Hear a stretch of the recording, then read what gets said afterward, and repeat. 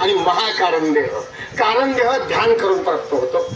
सूक्ष्म देह अभ्यासाने प्राप्त होतो. अभ्यासाने म्हणजे सूक्ष्म देहातलं कार्य इथं मरतो तो स्थूल देह. इथं जाळतात, इथं पेटवतात, इथं पुरतात. हा स्थूल देह, अमकामका देह, अमकामका नाक, अमकामका चलन, अमकामका बोलणं म्हणजे अमकामका महाराज, हा इथं जाऊन जातो. आणि सूक्ष्म देह यमदेव धरून घेऊन जातात. प्राणी देह सोडून जाती पण वासनात्मक शरीरे उरती त्याने पुनरावृत्ती भोगिती वासना उरली. एवढीशी आशा जर शिल्लक राहिली. आता बघा काल जिलेबी वाटाल तो आणि जरा घेतलं असतं खरं ते हात घालायला आणि जिलेबी सोपायला. आणि ह्यात जर मृत्यू आला तर जिलेबी परत खायच्या इच्छेनं तोच जन्म घेतो. अशी व्यवस्था संतांनी आणि देवानी आम्हा तुम्हाला करून ठेवलेली आहे. तुम्ही अमेरिकेत जन्माला जा, अमेरिकेत सर्व्हिसला जा, इंग्लंडला जा, कुठल्याही देशात जा, भारत देशात जा, न्यायला यमदेवच येणार.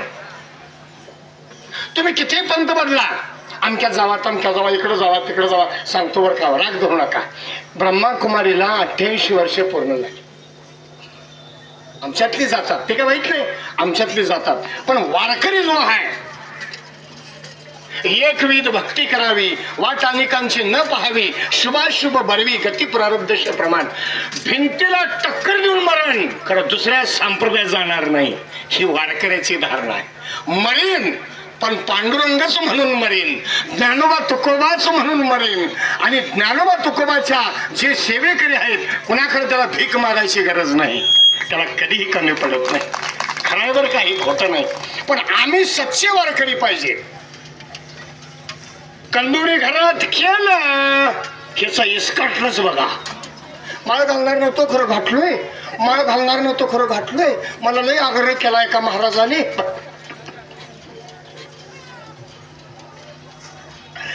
दसमळ त्याने घागर काकड या खांद्यावर या दसमळणार. म्हणून हे का सांगितलं माहितीये का, आपली माणसं 2च माणसं वाईट वागतात आणि सगळ्या वारकऱ्यांना येतं. इथं थांबू, चला पुढे जाऊ. गेली याची सेनकर इथपर्यंत आलो होतं.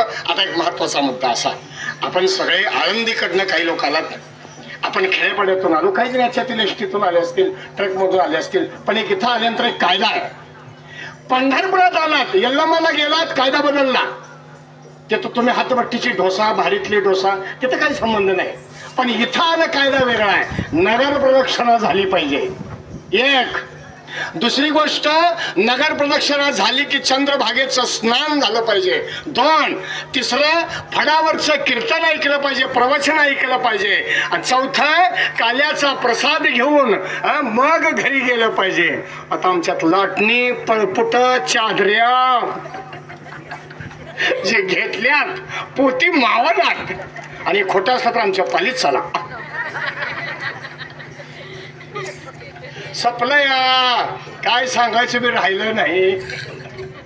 मी बघा खाजा वाटायला होतो आणि मी तिथं नव्हतो. मी जर असतो 1 किलोभर घेऊन डब्यात घेऊन नातूला घेऊन गेलो असतो. खरं मी काय की का तिथे गेलोच नाही. अशा उपजली अनंताशी, नीच वामनत्व आले त्याशी, अशा दीन केले देवाशी, कथा कायसे इतरांचे. भागवतामध्ये प्रमाण आहे. अशा तेथ दुःख निराशेपाशी नित्य सुख असे तिष्ठत निरंतर. कायम चिरंतर, कायम सुखी व्हायचं असाल तर अशा आशेवर पाय दिला पाहिजे. यावर्षी जेवढा ऊस व्हायचा बघा, ते काय मनासारखं झालंच नाही. मी दागिने घेणार होतो बघा, खरं भाव नाही वाटावं. मी बघा अमकी साडी घेणार होतो, भाकीतल्या का जावं बघा, साड्याचे 2 घेतल्या, तसल्या पदराची घेतल्याशिवाय मला समाधान नाही. ती तुम्ही 1-2 दिवस नेसता, 2 महिने नेसता, वर्षभर नेसता, ते बी नेसू वाटत नाही का, काय नकोच वाटायला लागले.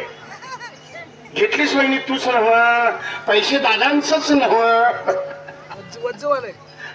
ती का काय की बाबा दुसरं घ्यावं. काय सांग, काय लक्षात येईल बघा. अशा अशा अशा उपजली. आणि जेवढ्या तुम्ही आशा प्राप्त करून घ्याल तेवढं दुःखी व्हाल. हे प्रमाण वारकरी संप्रदायाचं, हे प्रमाण ज्ञानेश्वरी भागवताचं आहे. आणि म्हणून शुद्ध संप्रदाय कीर्तन प्रवचन समाजाला आज ऐकण्याची गरज आहे.